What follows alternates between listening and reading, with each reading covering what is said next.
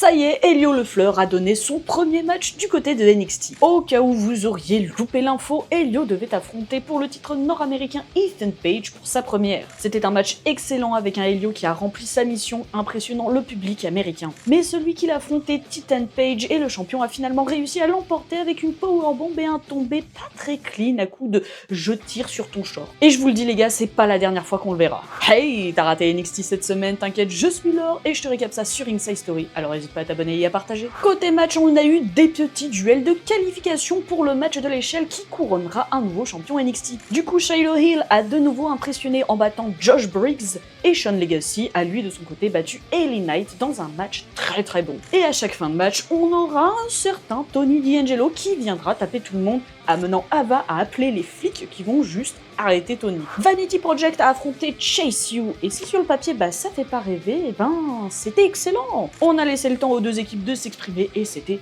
trop cool. Si j'ai aucun doute sur l'avenir brillant côté Vanity Project, va falloir changer la gimmick pour Uriah Connors et Kyle Dixon. La Chase U, c'est plus possible en fait. Bref, ça se termine par une victoire de Vanity Project qui font de gros débuts dans le show jaune. Et dans le main event, on a eu un match d'aspirantes au titre Tag Team TNA entre Fatal Influence, Ren QCC et le duo Zarya Sol Ruka. Ces dernières n'étant pourtant pas au top de leur alchimie, notamment à cause d'une sorte de désaccord entre elles à propos de la blessure de Zarya à l'épaule. Et malgré tout, sur la fin, elles ont réussi à s'accorder pour tout casser et remporter le match. Côté promo, Thea Hale et Lola Vice veulent toutes les deux le titre nord-américain d'Easy Dame, donc il y aura dans 2 semaines un triple threat match entre elles pour le titre. Jada Parker est venue sur le ring pour fêter son retour à NXT et sans grande surprise, elle sera interrompue par Blake Monroe, qui lui dit qu'elle ne va pas laisser passer ce qui s'est passé la semaine dernière, ce qui n'impressionne guère Jada. Et enfin, les Curling veulent les titres par équipe et décident donc de laisser OTM et Dark State s'affronter entre eux pour ensuite aller ramasser les miettes. D'ailleurs, OTM arrive pour les ceintures la semaine prochaine. Et voilà, tu as tous les moments importants du show, retrouve plus de récap et plus de contenu sur nos différents réseaux, et à la prochaine.